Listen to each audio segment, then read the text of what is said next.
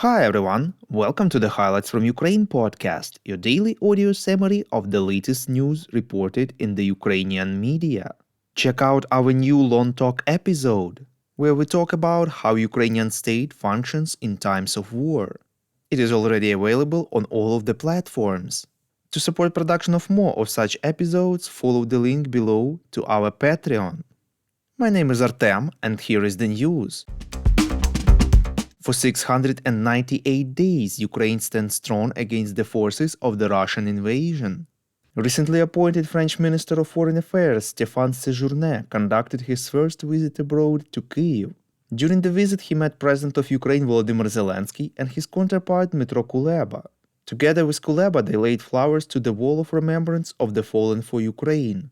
The ministers discussed defense assistance and cooperation, Ukraine's accession to the EU and NATO, and bringing Russia to justice, reports Ukrainska Pravda. Kuleba said that the parties discussed, quote, further supplies of systems and missiles to protect Ukrainian sky, as well as the supply of drones to Ukraine, unquote. According to the Ukrainian foreign minister, both countries are working to create the most favorable conditions for our defense companies, primarily in the legal sphere, so that the legal and financial conditions of interactions between them are as favorable as possible, and they can produce as many weapons as possible. His French colleague confirmed that Paris is willing to jointly strengthen Kyiv's ability to manufacture weapon systems on Ukrainian territory.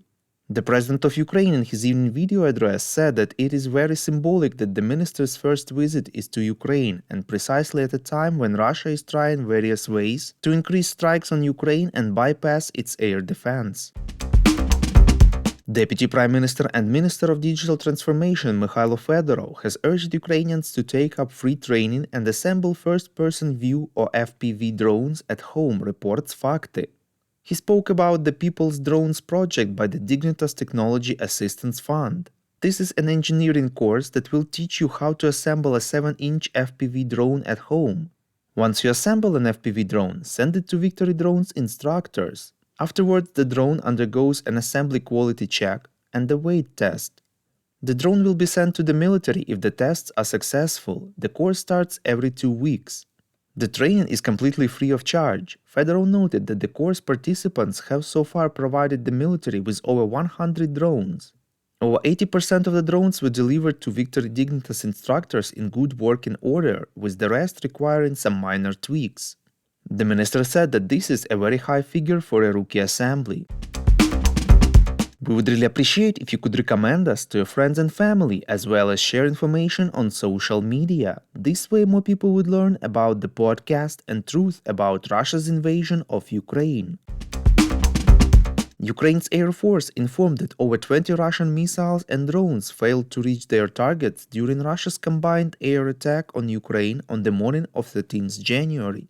Because they exploded mid-flight, landed in unpopulated areas, or met with an effective response from Ukrainian electronic warfare, reports Ukrainska Pravda.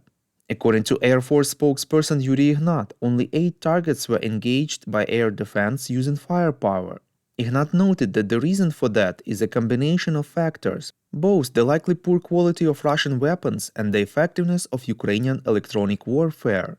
The experts of the US Institute for the Study of War point out that it may be an inflection in Ukrainian electronic warfare capabilities that are normally credited with disabling Russian drones but not missile systems.